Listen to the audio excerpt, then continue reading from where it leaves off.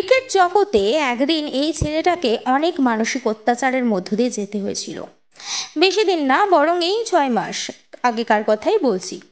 এই ছেলেটাকে আইপিএলে বোম্বাই ইন্ডিয়ান্স টিমের ক্যাপ্টেন হওয়ার পর রোহিত শর্মার সাথে মনোমালিন্য এবং খারাপ পারফরমেন্সের অনেক কথা শুনতে হয়েছিল।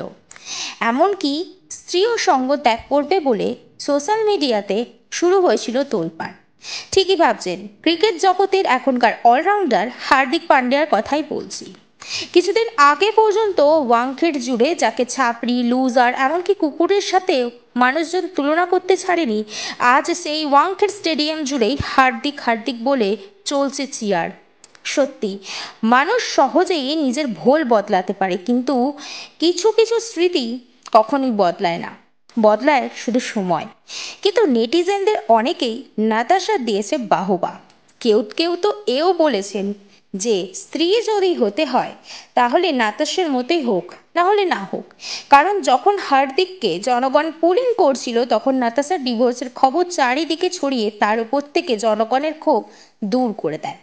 কিছুদিন পর আবার সোশ্যাল মিডিয়ার মাধ্যমেই জানা যায় এটি একটি ভুয়ো খবর ছিল। কিন্তু চমকটা এখনো বাকি। কিছুদিন আগে টি-20 বিশ্বকাপে তারই সেলিব্রেশন এখনো চলছে। ম্যাচ শেষ হতেই ক্রিকেট টিমের প্রায় সকলেই পরিবারের সাথে আনন্দে মেতেছে। বুমরাহ, রোহিত শর্মা থেকে বিরাট কোহলি কেউ বাদ যায়নি। কিন্তু হার্দিককে দেখা গেল একটি জায়গায় একলা বসে ফোনে ছেলের সাথে সেলিব্রেশনে। এমনকি সোশ্যাল মিডিয়াতেও নিজের পরিবার ও ছেলের সাথে সেলিব্রেশনে ব্যস্ত। ছবি পোস্টের ক্যাপশনে ছিল my #1, everything I do for you. অর্থাৎ আমার নম্বর 1, আমি যা কিছু করি সবই তোমার জন্য। এমনকি এই পোস্টে নাতাশাকেও তিনি ট্যাগ করেননি।